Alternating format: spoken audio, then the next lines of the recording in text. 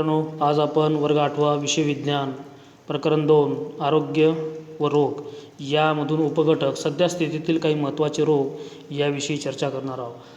विद्यार्थी मित्रांनो, आपल्याला माहीत आहे की आपण शाळेमध्ये वेगवेगळे उपक्रम जे आहे राबवत असतो की स्वच्छता असावी, स्वतःची स्वच्छता, परिसराची स्वच्छता, वर्गाची स्वच्छता, म्हणजे स्वच्छता अभियानाअंतर्गत या स्वच्छतेविषयी बरीचशी माहिती तुम्हाला मिळालेली आहे. दुसरी एक बाब आपण नेहमी शिकत असताना हे पाहतो की पावसाळ्यामध्ये पाणी उकळून का प्यावे, कारण त्या पाण्यामध्ये अनेक असे जीवजंतू असतात, बॅक्टेरिया, फंगस, व्हायरस याचा प्रादुर्भाव होण्याची दाट शक्यता असते. म्हणून पाणी म्हणजे जीवाणूंचा मारा आपल्याला त्या माध्यमातून होऊ नये म्हणून आपण पाणी उकळून प्यायला पाहिजे. वैयक्तिक स्वच्छता कशी पाळता येते हा एक तिसरा प्रश्न आहे.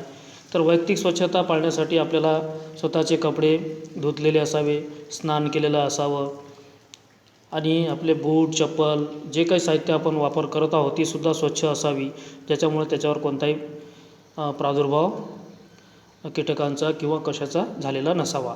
दुसरी गोष्ट, आपण आपल्या घरामध्ये जेव्हा वेस्टेज मटेरियल छतावर टाकतो किंवा आपल्या अंगणामध्ये टाकतो त्याच्यामध्ये पाणी साठते आणि त्या साचलेल्या पाण्यामध्ये ते जे स्वच्छ पाणी दिसते आपल्याला, त्या पाण्यामध्ये काही मच्छर जे आहे अंडी घालतात आणि त्यामधून एडिस इजिप्ट नावाची जी मच्छर असते ती मच्छर त्यामध्ये अंडी घालते. त्याच्यातून निघणारा जो फ्लेवी व्हायरस आहे -1 व -2 डेन नावाचा, हा डेन -1 आणि -2 हा जो व्हायरस आहे या विषाणूमुळं हा जो रोग होतो त्याचं नाव आहे डेंग्यू. काय? डेंग्यू आहे. तर डेंग्यूची साथ ही एकापासून दुसऱ्याला हा संसर्गजन्य रोग असल्यामुळं हा एकापासून दुसऱ्याला होत असतो.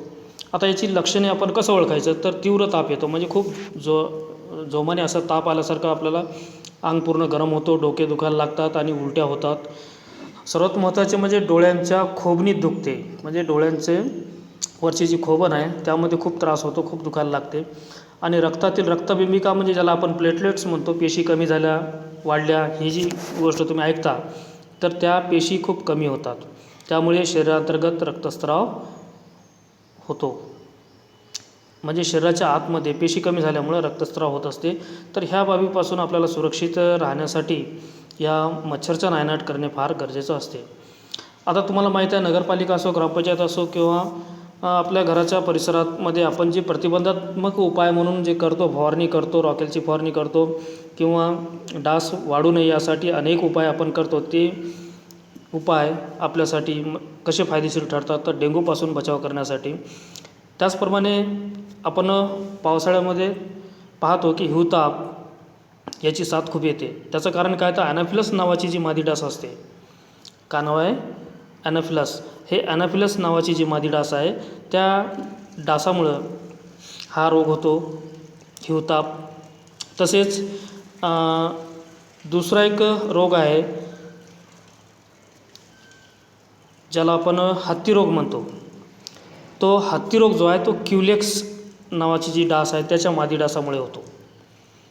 ओके, हत्ती रोग क्युलेक्समुळं होतो आणि हिवताप ॲनाफिलसमुळं होतो, हे आपल्याला लक्षात ठेवणे फार गरजेचं आहे. हिवताप हा ॲनाफिलसने होतो, तर हत्ती रोग क्युलेक्स नावाच्या मादी डासापासून होतो. आणि या यांचे वास्तव्य कसं आहे पहा. हिवतापाचे जे ॲनाफिलस डास आहे ती राहते स्वच्छ पाण्यामध्ये, वास्तव्य स्वच्छ पाण्यामध्ये राहते, आणि क्युलेक्स जे आहे ते गटारामध्ये, प्रदूषित पाण्यामध्ये राहते. तर हे आपल्याला लक्षात ठेवणं फार गरजेचं आहे. म्हणून गटारीमध्ये आपण स्वतः उतरू नये, काही साधनाचा वापर करावा, घाण पाण्यामध्ये मुलांना खेळू देऊ नये, याच्यापासून बचाव करावा, जेणेकरून आपल्याला क्युलेक्सचा मारा होऊ नये किंवा त्याचा प्रादुर्भाव आपल्याला होऊ नये. तसेच हिवताप होऊ नयेसाठी ॲनाफिलस डास आपल्याला चावू नये म्हणून जी वेस्टेज मटेरियल असतात त्या वेस्टेज मटेरियलला आपण त्याची विल्हेवाट लावावी. त्याचा वापर नसेल तर ते विकून टाकावी, परंतु ती घरात अशीच जपणूक करून ठेवली आणि त्याच्यात पाणी जर साचलं तर हे मच्छर वाढतात.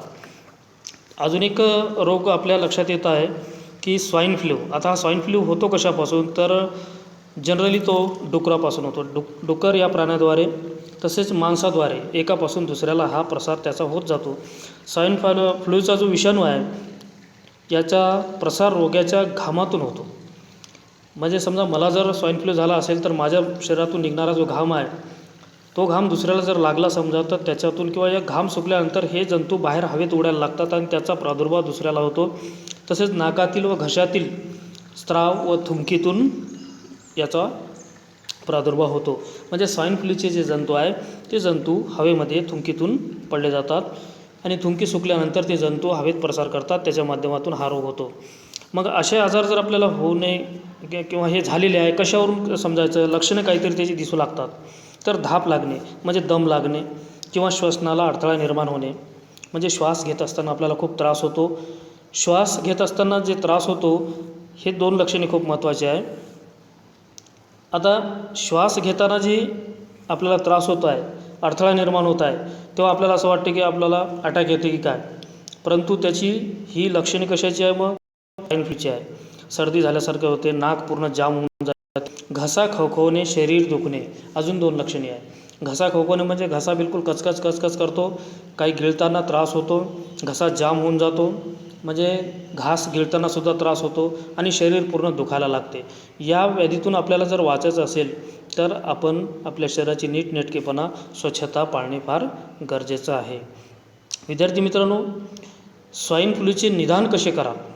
स्वाईन फ्लूच्या निदानासाठी रुग्णाच्या घशातील द्रव पदार्थाचा नमुना प्रयोगशाळेत तपासणीसाठी पाठवावा लागतो.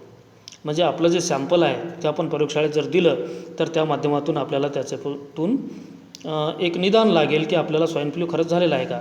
राष्ट्रीय विषाणू विज्ञान संस्था national institute of virology NIV ही चाचणी करणे फार गरजेचं आहे. आता ही कुठे आहे तर पुणे व राष्ट्रीय संचारी रोग संस्था national institute of communicable diseases NICD Delhi येथील प्रयोगशाळेत तपासणीची व्यवस्था उपलब्ध आहे. म्हणजे एक तर पुणे आणि दुसरं म्हणजे दिल्ली, या 2 ठिकाणी याचा म्हणजे निदान केला जातो स्वाईन फ्लूचे. म्हणून आपले सॅम्पल पाठवल्यानंतर 5 ते 7 दिवस आपल्याला त्याचा रिपोर्ट मिळायला लागतात. अजून एक भयानक रोग आहे ज्याचं नाव तुम्ही ऐकलं आहे, एड्स, AIDS, एड्स म्हणजे ॲक्वायर्ड इम्युनो डिफिशियन्सी सिंड्रोम. हा जो रोग आहे HIV म्हणजे ह्युमन इम्युनोडिफिशियन्सी व्हायरस या विषाणूमुळे मानवाला हा रोग होतो. त्याचं नाव काय, हे ह्युमन इम्युनोडिफिशियन्सी व्हायरस या विषाणूमुळे हा रोग मानवाला होतो. यामध्ये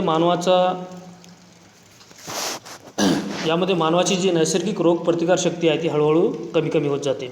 आता रोगप्रतिकारशक्ती कमी होत आहे म्हणजेच आपला रेजिस्टन्स पॉवर कमी झालेला आहे आणि म्हणून कोणत्याही रोगाची लागण लवकर होते. वैद्यकीय प्रयोगशाळेत जी चाचणी केली जाते त्याचं निष्पन्न झाल्याशिवाय की त्याला एड्स आहे किंवा नाही तोपर्यंत एड्सचे निदान निश्चित करता येत नाही.